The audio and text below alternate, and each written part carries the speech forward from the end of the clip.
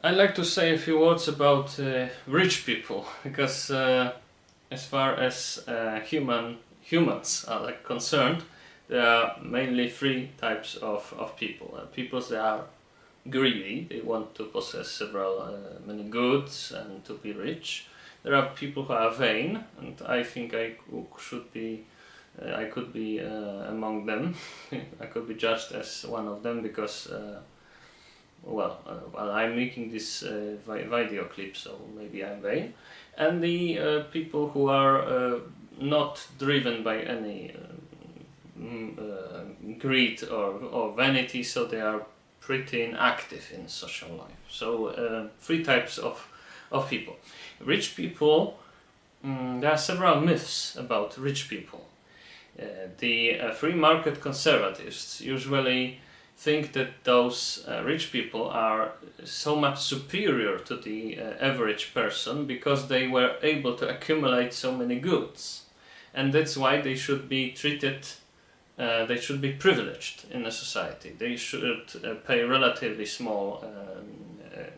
relatively low taxes, because they are the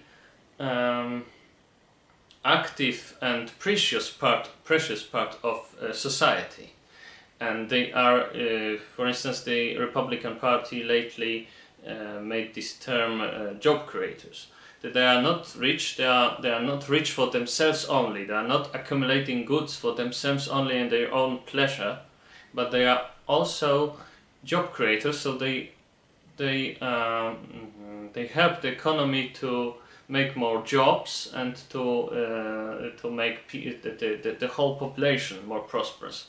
But it's bullshit, yeah, because most of the jobs are made by the small entrepreneurs, small and average companies, not by the big giants, which have many visible tendencies to move the whole business elsewhere, in order to outsource it to India, China, or something. Just when to the country when everything's cheaper, the production is cheaper, the employers are not so demanding in relation to wages and money. And what's left then in the country? The small entrepreneurs, and the small entrepreneurs are really the biggest employers, because the big players on the economical scene, they are usually they accumulate huge portions of money, so they could influence the government by bribes and several other lobbying and so on, and they could avoid paying big taxes. So they made this very peculiar calculus that it's easier for them to influence the politics, to influence the reform, or to influence lowering taxes on the big entrepreneurs, and save some money for bribes, because it's cheaper for them. It's cheaper for them to bribe the politicians in order to keep laws low, and taxes low, and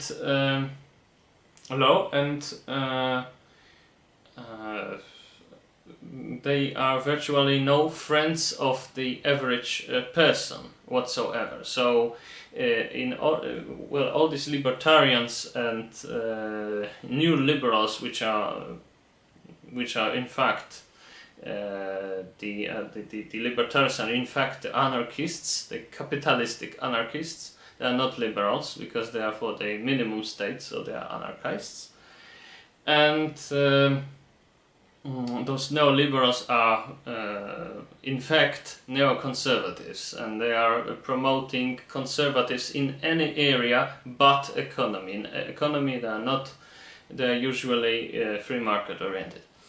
And so the rich people are no friends of equality because of nature, because they are rich, they are not average, and the best possible state, the best possible system, political system for many rich people, big, large companies, is oligarchy, not liberal democracy, but oligarchy.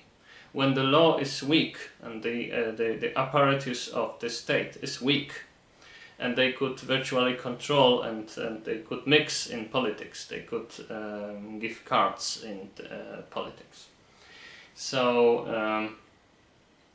many observers are not only reporting that Ukraine is oligarchy, we all know that, and Russia is oligarchy, we all know that. Medvedev is the representative of the Russian oligarchy, of the Russian oligarchs. That's the persons who are virtually beyond the law. So, and but also United States is turning to be oligarchy lately, because, for instance, the amount you can give for a political campaign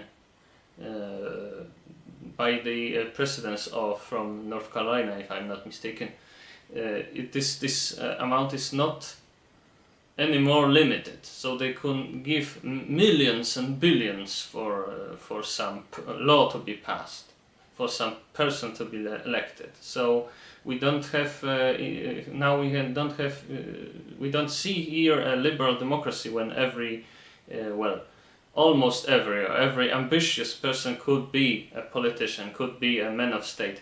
We are seeing the country where everything is controlled by the big finance and by the big oligarchs. So we just remember the rich people are no friends of real liberalism, which is the real liberalism is the rule of the law and the equality and the people's equality in relation to the law.